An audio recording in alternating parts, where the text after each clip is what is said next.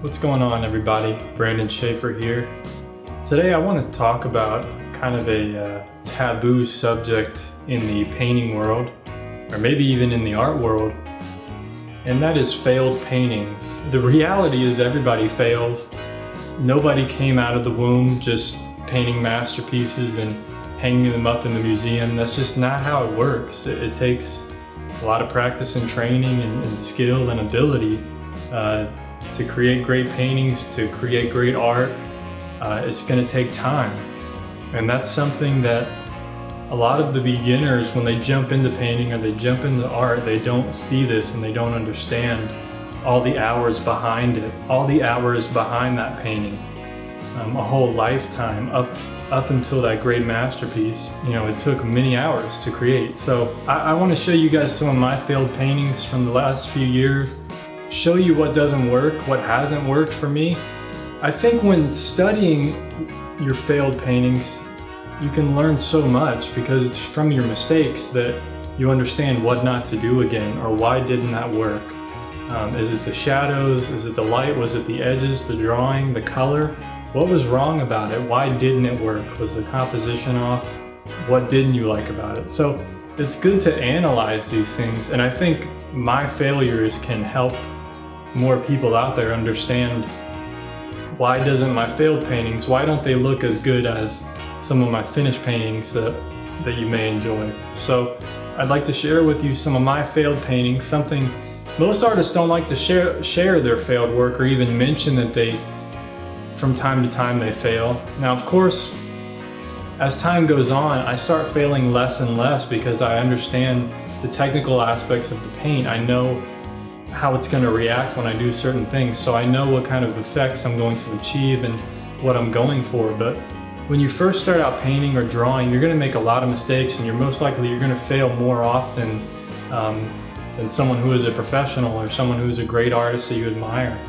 So keeping that in mind is going to be beneficial. It's going to be key to long-term success and with art and with painting or drawing. And also, looking back in history, now they have all this new technology that I read recently, that they can scan paintings and they can actually uncover each layer of paint. And they saw that a lot of great artists, Michelangelo, Van Gogh, the list goes on and on. There's just a list of artists looking at underneath some of their great paintings are failed paintings or old paintings that they just painted over. Some of these are portraits. They turned the canvas upside down and painted a different portrait. I think it was Michelangelo or maybe another great artist where he actually changed the painting 2 or 3 more times. He kept refining, part of the hand or part of the arm, and kept adding an animal and refining that animal over time.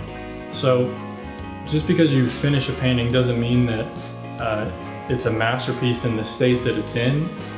You may learn more 5 years from now, and if you still have that painting around, laying around in your house or hanging in your house, you may want to paint over it or fix it up a little bit.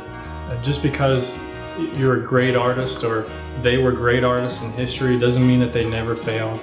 It doesn't mean that everything they did was gold and was a masterpiece. We just know of their masterpieces, and we don't see all the work, all the hours, the lifetime of training it took to get to that masterpiece. So that's something to keep in mind when you're looking at a body of work. I'm not showing my failed works. I'm not showing the failures leading up to that finished painting. I'm not showing the different stages of it that it went through. I'm just showing you the finished work that I'm calling the final painting. So definitely keep that in mind. Just know that it's okay to fail, but the main point is that you have to look at that failure and understand why it's a failure. Otherwise, you're not going to learn much from it. So definitely keep that in mind. And I hope you enjoyed this video. If you have any comments or questions, please put them down below. And anyone out there, let me know, have you seen that over time you actually start failing less at what you do? Has anyone noticed that? If so, post down below, let me know. And like and subscribe to see more of these videos. I'd appreciate it. Thank you for watching. Take care of yourself. Peace, my friends.